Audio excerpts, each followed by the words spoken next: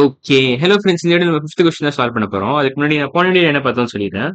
போன வீடியோல ஆக்சுவலா 5த் கொஸ்டின் நம்ம சால்வ் பண்ணிட்டோம். 5த் கொஸ்டின்ல இருக்கிற குட்டி கொஸ்டின்ஸ் தான் நம்ம சால்வ் பண்ணல. அதுலயும் 2 குட்டி கொஸ்டின் சால்வ் பண்ணிட்டோம். அதுல 5த் கொஸ்டின்ல குட்டி இன்னும் 3 கொஸ்டின் இருக்கு. ஆக்சுவலா 3rd question, 4th question, 5th question. இந்த 3 குட்டி கொஸ்டின் தான் நம்ம சால்வ் பண்ணணும். அது இந்த வீடியோல பார்த்துடலாம்.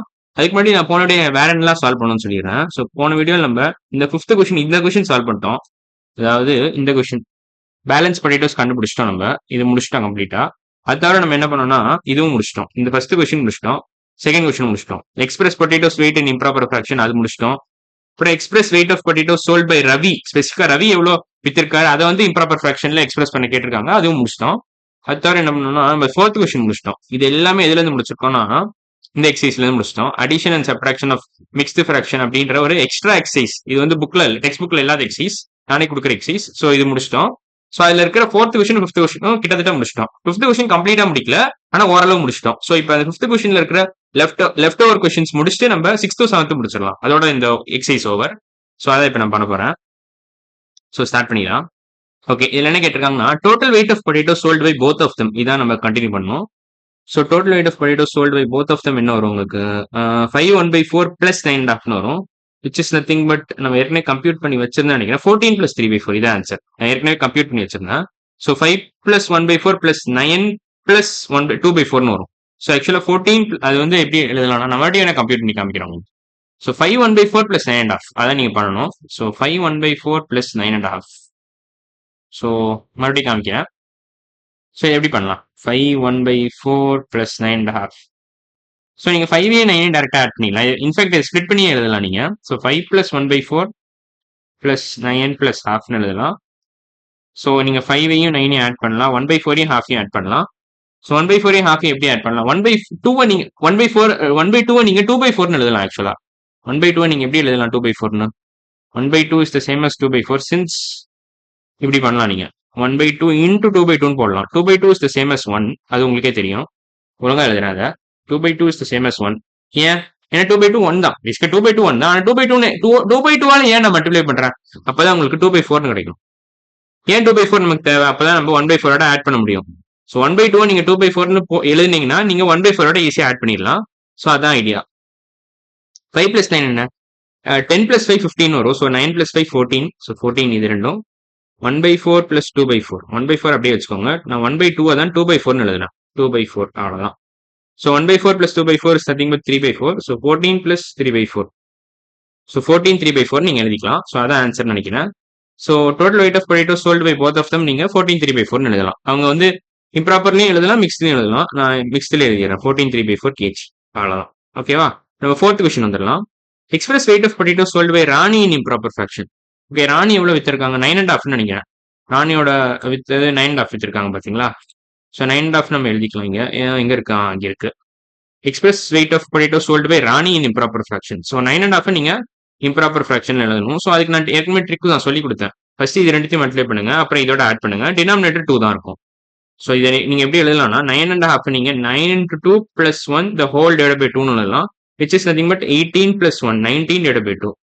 என்டையர் எக்ஸ்பிரஷனை நீங்க 19 divided by 2ன்னு எழுதலாம். kgன்னு போட்டுக்கலாம். 19/2 kg is the same as 9.5 kg.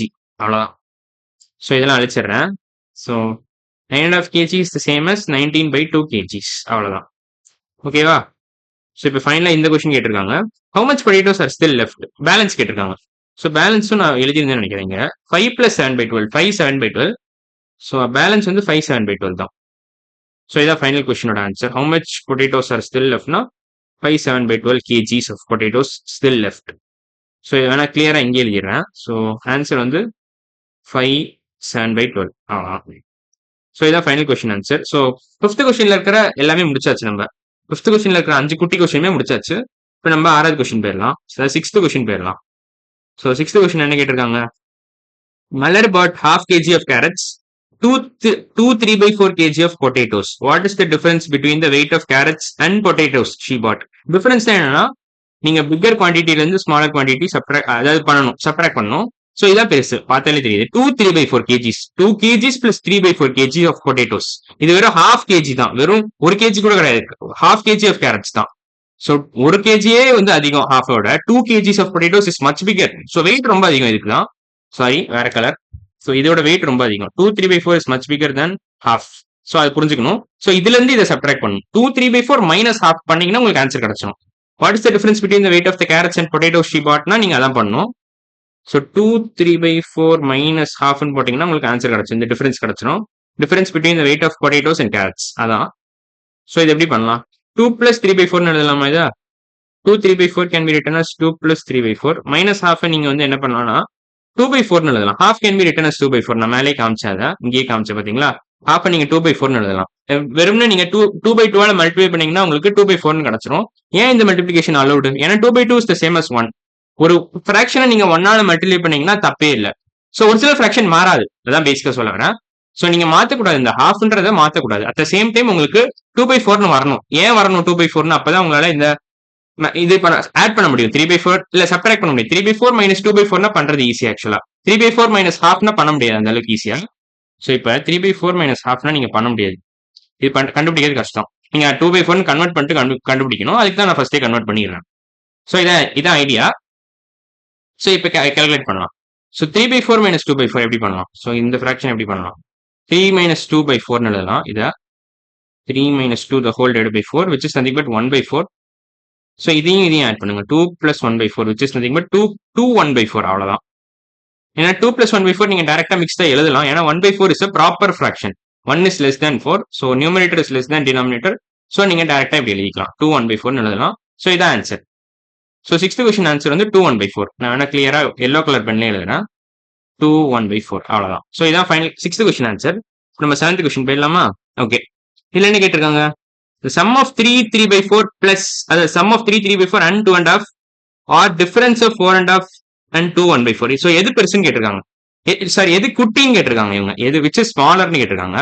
So இது குட்டியா, இந்த இது பிளஸ் இது குட்டியா, இல்ல திஸ் மைனஸ் திஸ் குட்டியான்னு கேட்டிருக்காங்க. ஸோ அது பண்ணா போதும். ஸோ 3 3/4 plus 2 1/2 என்ன வரும் உங்களுக்கு? 3 3/4 plus 2 1/2 2 1/2. ஸோ இது ஆக்சுவலா இதையும் நீங்க டைரக்டா ஆட் பண்ணலாம். 3 plus 2 5 வந்துடும். ஸோ நான் கொஞ்சம் ஃபாஸ்டா போடுறேன். ஆக்சுவலா நான் என்ன பண்ணிருக்கேன்னா 3 plus 3/4 plus 2 plus halfனு எழுதியிருக்கேன். ஸோ நான் 3 2 ஆட் பண்றேன். இதையும் ஆட் பண்றேன். அப்புறம் இதையும் ஆட் பண்ணலாம். நீங்க ஃபிராக்ஷன்ஸ் ஆட் பண்ணுங்க, ஹோல் நம்பர்ஸ் அப்படியே தனித்தனியா ஆட் பண்ணுங்க. ஸோ 5 plus 5/4 வரும் நினைக்கிறேன். ஏன்னா 1/2 நீங்க 2/4 எழுதலாம். 1/2 can be written as 2/4. இப்போ நீங்க 3/4 plus 2/4 ஆட் பண்ணுங்க. 3/4 plus 2/4 which is nothing but 5/4. So 5 plus 5/4 இது அப்படியே வச்சுக்கோங்க. இதை ஒன்றும் மாற்ற இல்லை. ஸோ ஃபர்ஸ்ட் இது வந்து 5 plus 5/4 கிடைச்சிச்சா? இப்போ டிஃபரன்ஸ் இது பாருங்களா, 4 1/2 minus 2 1/4. ஓகே, 4 1/2 நீங்க எப்படி எழுதலாம்? 4 plus halfனு எழுதலாம். 2 1/4 எப்படி எழுதலாம்? நீங்க 2 plus 1/4 எழுதலாம். ஸோ திஸ் இந்த பெரிய ஸ்டஃப் மைனஸ் திஸ் குட்டி ஸ்டஃப். ஸோ அதை செப்பரேட் பண்ணா என்ன ஆகும்? ஸோ 4 minus 2 ஃபர்ஸ்ட் போடுங்க. இது மைனஸ் இது போடுங்க. 4 minus 2 is nothing but 2. Half minus 1/4 என்ன வரும் உங்களுக்கு? half நீங்க 2/4 எழுதலாம். ஸோ 2/4 minus 1/4 எழுதலாம். which is nothing but 1/4. So 2 plus 2/4 minus 1/4 நீங்க 2 plus 1/4 எழுதலாம். So 2 plus 1/4. ஸோ இது பெருசா இது பெருசா? 2 plus 1/4 பெருசா இல்ல 5 plus 5/4 பெருசா? இதான் பெருசு. ஸோ அவங்க எது குட்டின்னு தான் கேட்டிருக்காங்க. ஸோ நம்ம அதை எழுதினா போதும். ஸோ இதான் குட்டி.